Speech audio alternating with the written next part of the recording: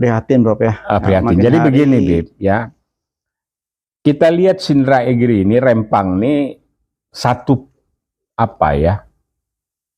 salah kajian, ambisi yang luar biasa, atau karena tekanan luar biasa dari adik kuasa dunia ini yang memang bertarung untuk merebut yang namanya daerah-daerah seputar Selat Melaka dan Cina Selatan.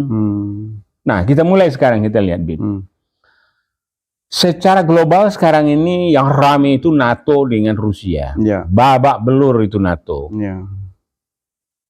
Semua grounded ke ekonominya. Ya. Kemudian Amerika juga begitu. Nah, mereka sekarang berpikir mau menggusur permasalahan tersebut balik kepada sejarah tempo dulu. Dia geser ke Asia Tenggara, khususnya lalu lintas maritim yang ada di Malaka. Nah, si Anu cerdik dia melihat, ya, China ini itu udah mulai lama. Pada saat Jiteng Marsudi, ya, Pak Jiteng Marsudi di root saya mendampingi beliau di Singapura. Ada pameran di situ. Bagaimana rencana Singapura akan membelos perdagangan dan kerjasama dengan Indonesia. Bintan itu udah di float. Beberapa pulau di daerah itu di float, ya. Saat itu saya belum begitu cukup mampu melihat itu cuma senang ada investasi berkembang, wisata, belum ada cerita tentang industri. Indah sekali gambarnya, apanya gitu. Nah, kemudian setelah itu kita bicara dengan Singapura juga tentang kerjasama energi. Kemudian setelah itu kita lihat pergerakannya mulai. Nah, disitulah pada era-era itu ada jual pasir, jual air itu. Berapa tokoh nasional yang ada sekarang dan anggota DPR yang lalu itu terlibat dalam dagang pasir itu. Ya, jual pasir. Nah, kemudian Singapurnya makin luas. Ya, nah balik kita ke global dulu. Jadi itu yang terjadi. Jadi Rempang ini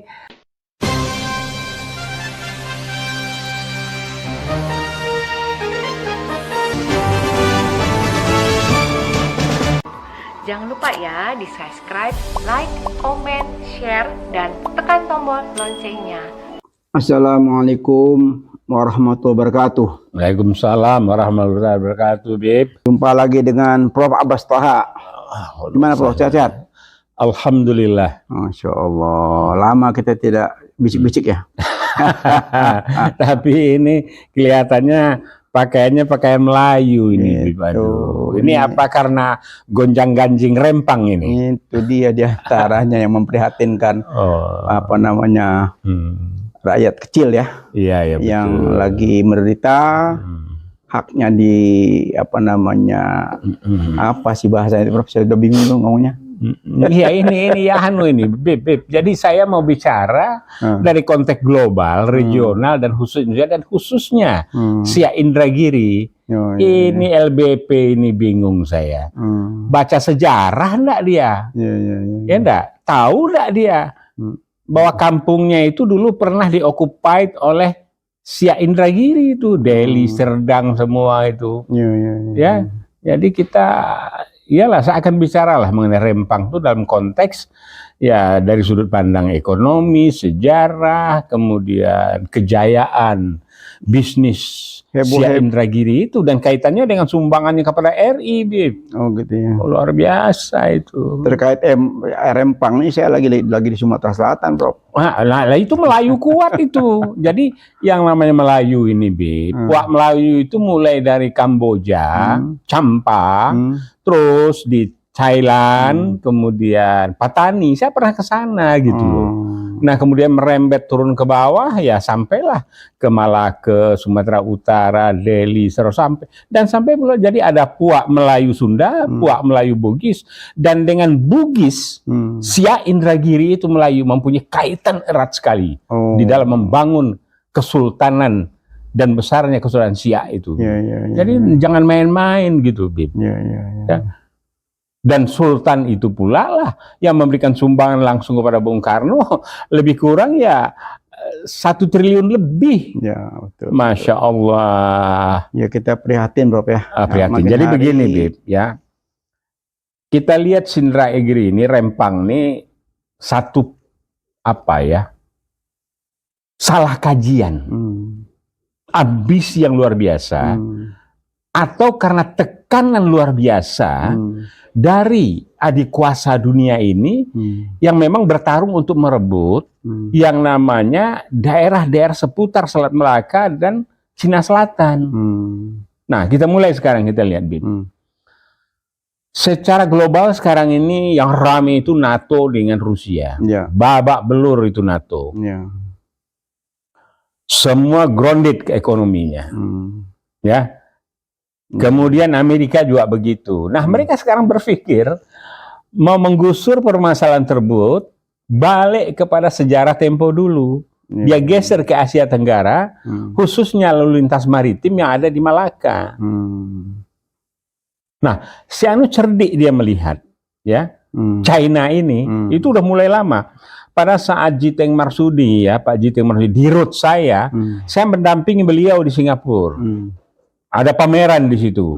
Bagaimana rencana Singapura akan membelah perdagangan dan kerjasama dengan Indonesia. Bintan itu udah di float. Beberapa pulau di daerah itu di float, ya. Saat itu saya belum begitu cukup mampu melihat itu cuma senang ada investasi berkembang, wisata, belum ada cerita tentang industri. Indah sekali gambarnya, apanya gitu. Nah, kemudian setelah itu kita bicara dengan Singapura juga tentang kerjasama energi. Kemudian setelah itu kita lihat pergerakannya mulai. Nah, disitulah pada era-era itu ada jual pasir, jual air itu. Berapa tokoh nasional yang ada sekarang dan anggota DPR yang lalu itu terlibat dalam dagang pasir itu.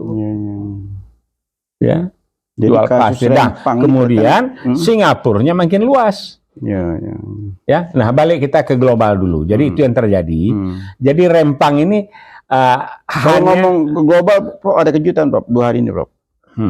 Kejutan yang sangat luar biasa. Nah, apa itu? Ini Habib nih bikin kejutan aja nih. Luar biasa nih. Apa, Bib? Timbul ketar-ketir saya. Dunia ini mau kemana nih? Pertemuan Putin dengan Presiden Korea Utara. Waduh. Ya, kalau Putin Korea, ya enggak, China, komunis, itu memang suka bersinergi. Tapi itu bikin kegegeran baru di dunia, ya. Oh iya, karena apa? Karena telah bergesernya, ya, kemudian pergerakan armada-armada itu juga sudah mulai bergerak ke arah Laut Cina Selatan dan juga kepada Selat Malaka. Enggak. Yakin? Karena apa, Bang? Gurindam 12 Ali Haji dari Rempang itu, ya, yang merupakan warga Melayu Siak Indragiri. Ya, saya maksudnya dunia, ya. Iya, tunggu dulu. Kaitan situ. Di dalam Gurindam 12 itu sudah diingatkan, jangan hubut dunia dan ingat neraka. Nasihat itu.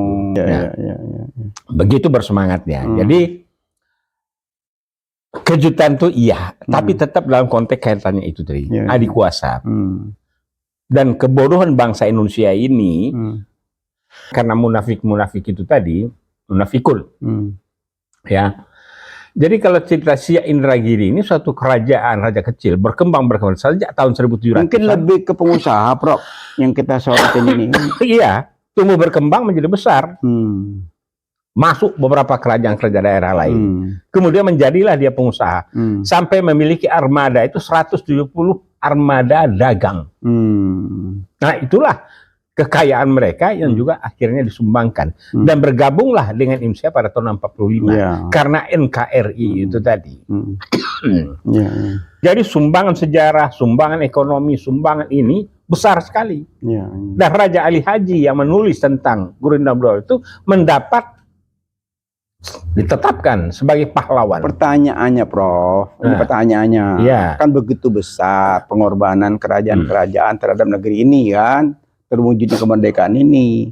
Tetapi kita sedih gitu loh, sedih tanah air yang dicintai oleh warganya itu diobrak-abrik gitu. Nah, itu masalahnya. Dan sebenarnya ada 3 masalah itu tadi. Jadi ini rezim ini merupakan grand design dia. Mungkin untuk mengobrak-abrik republik ini. Karena dia tidak bersuara. Bukan, karena LBP mengatakan siapa yang menghalangi investasi itu akan dibulldozer. Masya Allah, dia kata lihat bagaimana si Indragiri itu, bagaimana Selat Melaka dijaga, bagaimana dipertahankan, dan itu diperebutkan. Dan Beb, di perairan utara Pulau Jawa, karena saya pernah jadi konsultan dalam pembangkitan sebagai advisor, tanah-tanah sepanjang mulai dari Merak itu sampai ke Jawa Timur itu sudah ada lokasi-lokasi tanah yang diambil oleh saudara kita China. Nah, kalau ini dia ambil, ya enggak, Batam kemudian digenjot itu industri yang dibangun oleh Habibie, ya enggak. Kemudian dia berkembang ke Bintan, bikin wisata. Sekarang, nah dia bikin industri besar yang enggak tahu saya studi kelayakannya apa gitu. Karena apa? Setiap studi itu banyak, ada teknis, ya enggak. Kemudian ada finance. Kalau finance enggak masalah, dia ngutangin terus. Seperti 9-10 negara di Afrika dan di anu itu berhutang kepada China. Kemudian dia remes. Ya. Nah, takutnya saya lebih tepat rentenir dunia ya. Rentenir dunia. Nah, jadi dengan demikian maka ya bangkitlah Melayu ini. Karena apa? Melayu inilah melahirkan bahasa Indonesia. Melayu ini pula lah yang melahirkan Republik Indonesia ini. Jadi saya sebagai putra Minang, Minang Melayu, Bib. Itu saya berapi-api hari ini. Sangat berapi-api. Karena apa? Saya ditelepon oleh beberapa komunitas. Komunitas Jawa Barat, Bib. Dari Sukabumi, ya. Dari Bandung, Cianjur, Bang, aku mau ke Rempang nih, Bang. Gimana katanya? Ya, dengar-dengar katanya bakal ada pertemuan besar saya dengar. Ya, kita ini kan Melayu, Bang, katanya. Jangan karena itu etnis, ras nggak boleh saya bilang. Tapi adalah karena apakah kajian membangun Rempang untuk investasi itu sudah betul atau tidak? Kemudian apakah aspek pertahanan keamanan, aspek kedaulatan, aspek ini? Jadi tidak boleh sembarangan.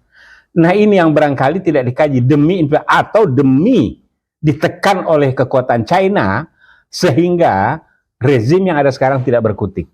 Kalau saya bilang lebih ke syahwat politik, Prof. Bukan tekanan, syahwat politik yang ingin tetap berkuasa. Jadi apapun caranya. Iya, syahwat politik. Sekuat-kuatnya syahwat itu kan yang umurnya panjang tuh sementara ini tokoh ini kan cuma Perdana Menteri Mahathir. Iya, makanya, apa yang lain sampai? Iya, sampai nggak sampai mereka nggak mikir. Nggak mikir ya. Syahwatnya itu yang dahsyat. Cuma tahu nggak mereka bahwa ya apa yang terjadi di beberapa negara habis itu yang syahwat politik itu sampai ke anak cucunya. Iya, hukum sosial. Ini kan kenyataan. Mikir nggak mereka? Kenyataannya protes segala macam apapun nggak didengar, diabaikan saja. Apapun protes, abaikan saja, jalan terus gitu. Iya, tetapi kan ada jalannya. Jalan itu satu. Kalau impuls dari masyarakat itu meledak, ini yang saya tidak mau terjadi. Yang kedua, apa itu yang menginginkan? Pertanyaannya kan bisa jadi dengan demikian ya enggak bikin keadaan darurat, tetapi kalau sudah sampai pada puncaknya Melayu ini ada terminologi yang namanya amok. Kalau sudah amok itu tadi di pasar, kacau beliau sudah. Nah ini kan tidak boleh itu terjadi.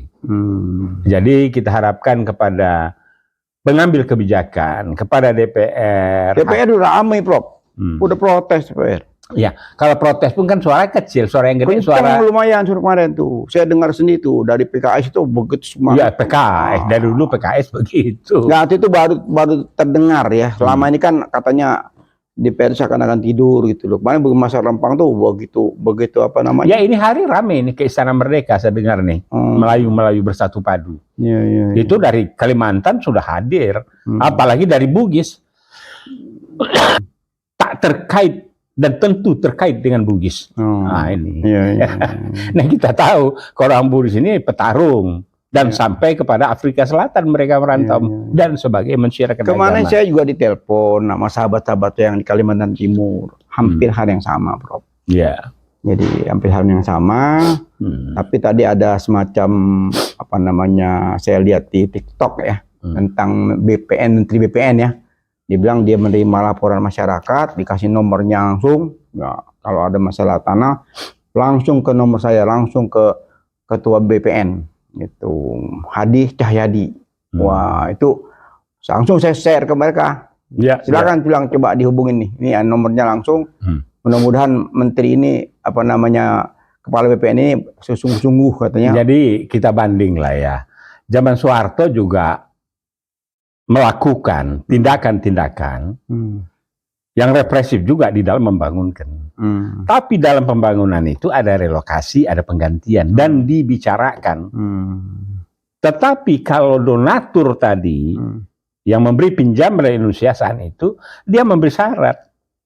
Kalau ada situs-situs yang perlu dijaga aja, seperti Jepang, kasus PLTA yang di Riau, Sumbar itu perbatasan, itu nggak bisa, misalnya habitat gajah, ya, ada situs tertentu. Seperti juga pernah di Bali, zamannya Pak SBY kalau nggak salah di SDM ya, atau TB Silalai. Itu di Bali nggak bisa karena di situ tuh di ujung tuh ada pura yang sangat tua, nggak bisa itu diganggu.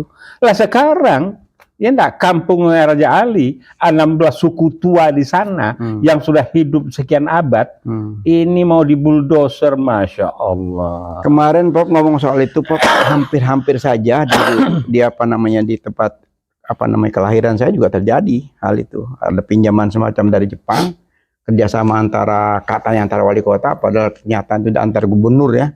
City mau dibangun Jepang dan Palembang gitu loh. Jadi mau dibangun jembatan Musi 3, rame heboh itu. Musi 3 mau dibangun, titiknya itu pas tempat budaya. Itu rumah-rumah rumah-rumah bersejarah, tempat masuk Islam di sana itu yang bakal habis digusur gitu. Nah, setelah setahun didemo oleh masyarakat, itu nggak dianggap sama gubernur. Iya, jadi itulah kadang-kadang ini perlu pencerahan. Karena apa? Rasa sejarah dihilangkan. Pistol tangan Rob. Rasa agama dihilangkan oleh ini. Harusnya pendidikan ini, imtak yang disebarkan oleh Habibie, link and match yang diintroduksi oleh Wardiman. Ini perlu perlu rekonstruksi supaya mindset anak cucu kita itu tahu dia bahwa kampung saya adalah Indonesia. Saya ini anak Melayu. Ya enggak? Melayu siap kolaborasi dengan siapapun. Kembali lagi yang melanjutkan cerita Palembang tadi. Ya. Karena ada kerjasama dengan Jepang, sudah sepakat pada saat peletakan batu pertama, LSMP turun lapangan. Terus batal. Iya, kita turun lapangan, kita action karena warga sudah setahun berdemo tidak didengarkan oleh pemimpin waktu itu. Ya, saya coba pendekatan politik, ya ada semacam surat dari pimpinan DPR, saya ketemuin gubernur. Dia bilang, ya nggak usah gubernur, presiden saya nggak takut, katanya. Oh, saya bilang gitu. Saya bilang, intinya saya setuju membuat pembangunan, tapi bukan situ tempatnya. Gitu loh. Nah, akhirnya karena dia tetap ngotot, udahlah terima aja jalan, nanti utusan dari Jepang itu mau peletakan batu pertama, terima aja dengan baik-baik, saya bilang gitu. Ya saya bilang nanti dulu, gitu loh. Nah, setelah itu kita bikin gerakan, mau nggak mau nih, karena sudah last minute ya, mau nggak mau ya kita dengan kekuatan fisik kita gerakan masyarakat sekitar Palembang itu ya kita siapkan bambu runcing, bro. Bambu runcing tempat masuk kampung itu siap bambu runcing, dan situ pasang spanduk. Datang tuh wali kota Jepang ke situ, rencana 6 hari itu ke Palembang itu. Begitu saya siap bambu runcing, semua jalan masuk ke dalam itu, mereka berpikir saya udah nekat tuh dengan warga ya, karena warga semua menolak. Itu memang betul-betul tempat sejarah masuk Islam di Indonesia. Nah, karena nenek kakek saya tuh masih banyak punya rumah di situ. Nah, sekarang alhamdulillah dengan ganti gubernur baru sudah jadi kota wisata. Jadi tempat-tempatnya dilindungi, tempat-tempat bersejarah. Gitu. Dan alhamdulillah berhasil. Akhirnya jembatan itu digeser periode gubernur berikutnya. Gubernur lama itu yang masih petahana waktu itu ya masih tetap ngeyel ya, karena masuk penjara enggak? Nah, itu wallah alam, saya nggak ikuti lagi. Setelah kita kibarkan bendera perang, rupanya Jepang itu kan sangat memperhatikan tentang budaya. Iya, gitu. Dia tidak mau kalau apapun menyentuh budaya, dia tidak akan. Nah, beda dengan investasi yang saat ini, agak beda, Prof. Kalau Jepang itu masih memperhatikan budaya. Karena sekarang ini dia jangankan begitu, Bob. Kalau yang dari Cina itu masyarakatnya aja dibuldoser sebenarnya karena alirannya komunis. Itu yang saya bilang tadi. Jepang cinta dengan budaya, memang tempat kebudayaan memang yang luar biasa terkenal. Sampai dibilang Palembang itu kota Yamannya kedua, Prof. Ya. Islam ini sana luar biasa.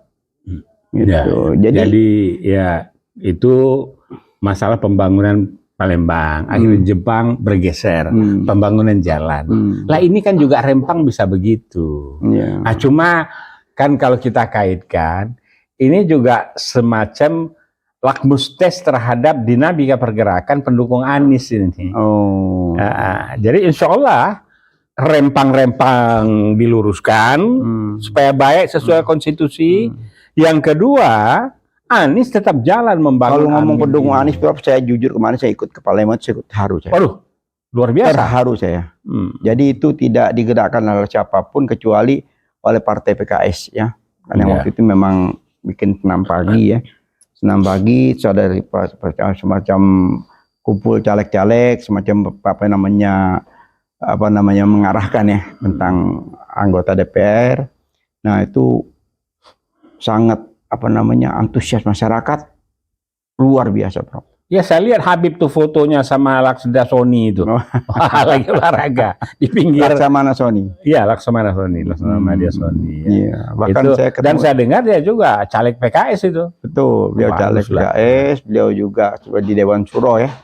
Gitu. Jadi sempat sampai ke sana itu ya. Dewan Pakar ada. Dewan Pakar ya. Dewan Pakar. Dewan Pakar PKS dan beliau juga sangat menikmati kota Palembang sampai kita sempat beberapa kali podcast di pinggir Sungai Musi. Oh gitu. Sambil menikmati kota bersejarah itu tadi saya ingat tuh ada jembatan Ampera, ada apa jembatan Prokes itu.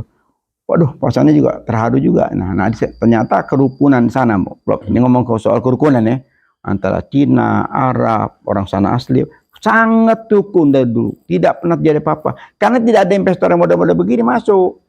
Ini kan investor politik. Ini penjajah rentenir dari Cina. Nah, ini yang tidak hanya itu. Di dalam intinya itu komunisnya itu yang berbahaya. Ya kalau kita ngomong soal Cina, Prof. Guru saya banyak Cina. Orang sini asli tapi banyak saya punya guru di Cina. Tapi nggak bikin heboh kayak sekarang. Nah, ini yang sekarang ini yang bikin heboh. Nah, bagi Indonesia, Cina, Arab apapun enggak masalah. Iya. Karena apa? Contohnya apa? Kalau sekarang nih yang gencar itu kan Quick Yangki, kemudian Tius, kemudian kita lihat ada masjid di sana itu di Kebonjeruk, tol ini juga ada masjid yang bangunannya berbudaya Cina, tidak masalah. Tapi yang bahaya ini kelakuan investor dan naga ini, itu di dalamnya terselubung yang namanya ideologi komunis. Ini yang kita takutkan. Karena sudah ada yang namanya ketetapan MPR, ini nggak dijalankan. Malah bilang, saya bangga jadi anak PKI bertahun-tahun, zaman SBY juga nggak diiniin, nggak diiniin ya, dibiarkan berkembang dia sekarang. Masuk itu Agus Wijoyo, Lemhanas dulu, bagaimana sebetulnya pandangan dia terhadap itu? Bingung saya. Dalam kebingungan, kita alih topik, Prof. Ya, jadi topik dia beginilah. Yang santai-santai saja, Bro. Ya, kita sarankan pemerintah.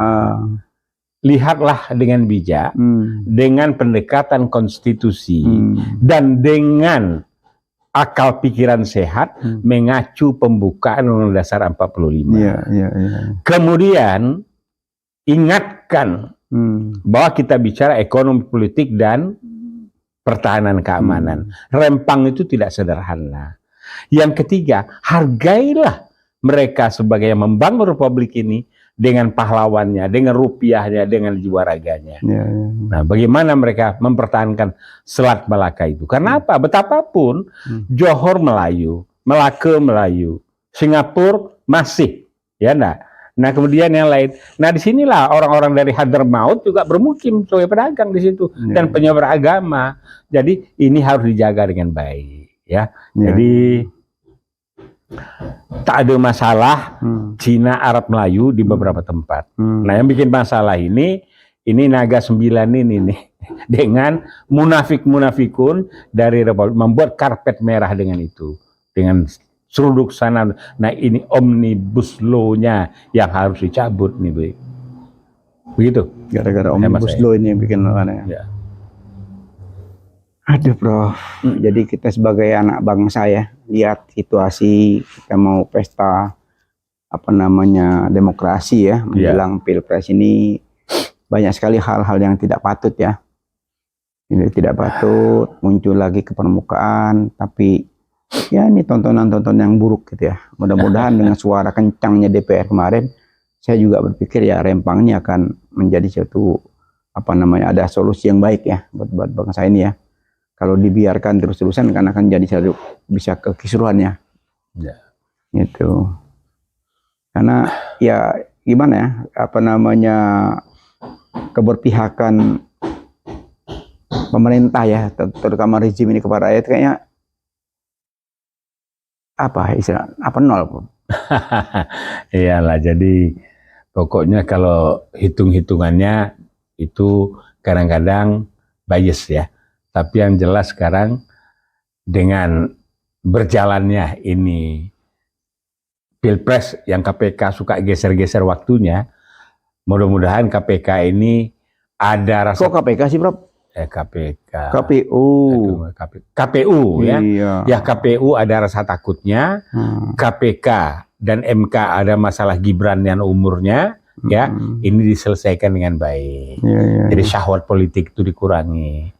Jadi nggak usah terlalu khawatir lah rezim. Kalau saya bilang biar aja, Bro, nggak apa-apa, udah tanggung, Bro. Oh gitu. Udah bicara ke ketua MK, anak muda-muda tuh nggak apa-apa, pemimpin muda di dunia banyak katanya yang masih usia muda hebat-hebat katanya. Iya. Jadi saya kadang-kadang mikir, Bro, kok nggak ada rasa malu ya? Nggak ada rasa, kan banyak gonjang-ganjing di mana-mana. Dia muncul dengan pilihnya. Dia nggak kasihan mereka ini rezim, nggak kasihan dengan anak cucunya. Bukan ketua MK dulu, dia pidato politik. Pidato politik dengan perkara yang masih dia tangani. Ini kan satu hal yang buruk. Dia nggak peduli kok.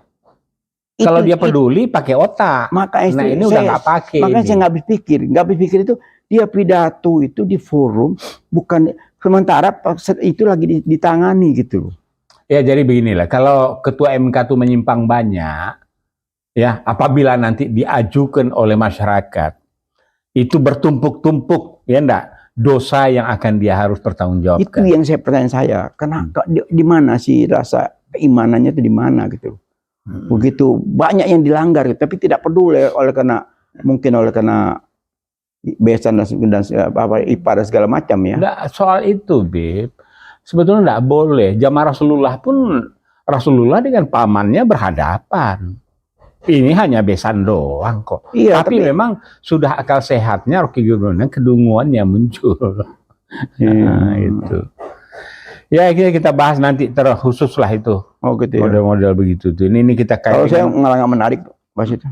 Nggak menarik. Mereka diapain pun juga udah nggak denger. Jadi tinggal tunggu Pilpres gitu. Iya, boleh. Iya, silakan saja lah. Mumpung masih berpuasa. Hitung minggu ya. Iya. Mumpung masih berpuasa silakan saja lah gitu loh.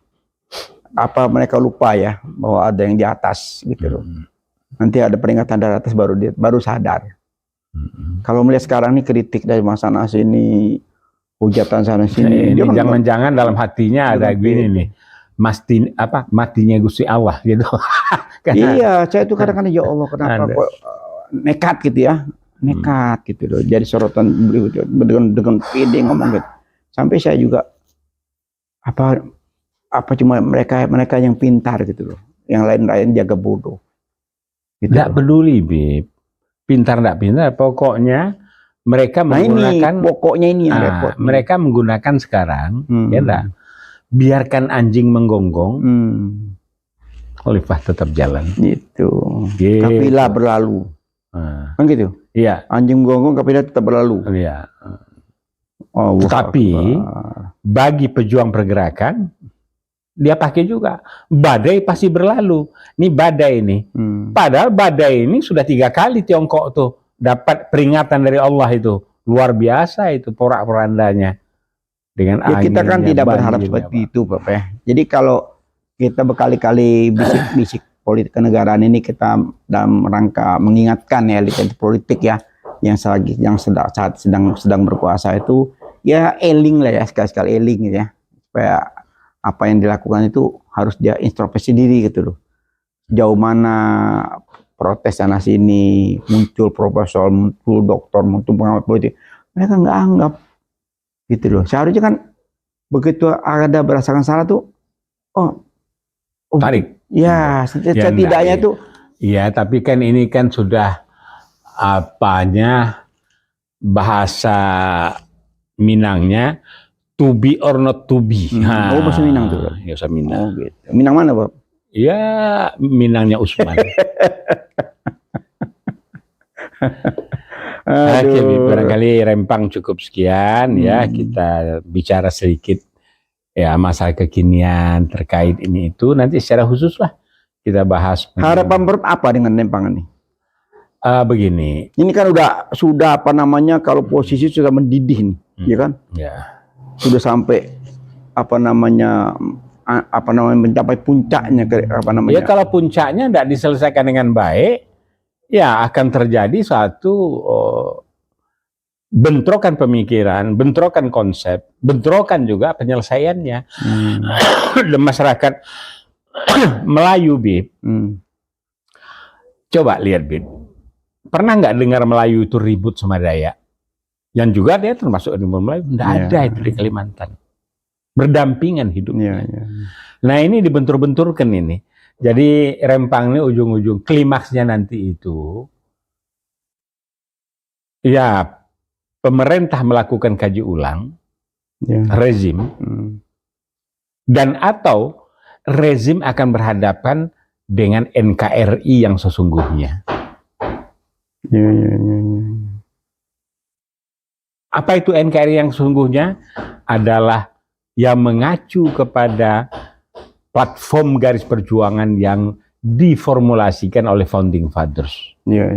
Yang itu didukung oleh Bung Karno. Hanya saja Bung Karno termakan tipu muslihat PKI sehingga melahirkan Nasakom.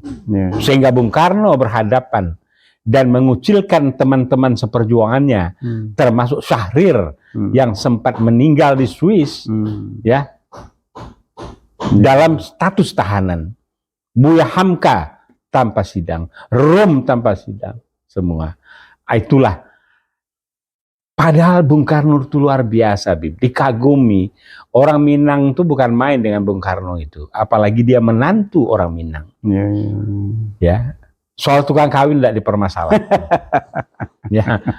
Nah, tetapi satu hal, Bib. Begitulah hebatnya orang Minang juga. Yang namanya Aidit. Nah, itu. Merubah mindset Bung Karno. Terjadilah sampai sekarang. Turun kepada anaknya.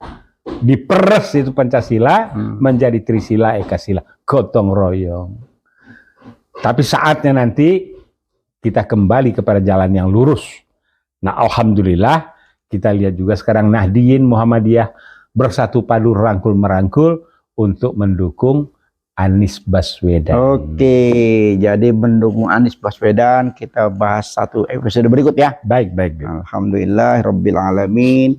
Bisik-bisik politik kenegaraan ini kita akhiri dengan wabillahi taufiq wal hidayah. Wassalamualaikum warahmatullahi wabarakatuh.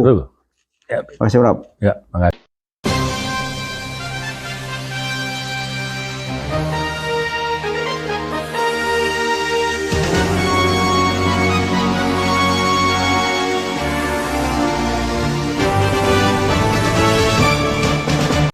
Jangan lupa ya di subscribe, like, comment, share, dan tekan tombol loncengnya.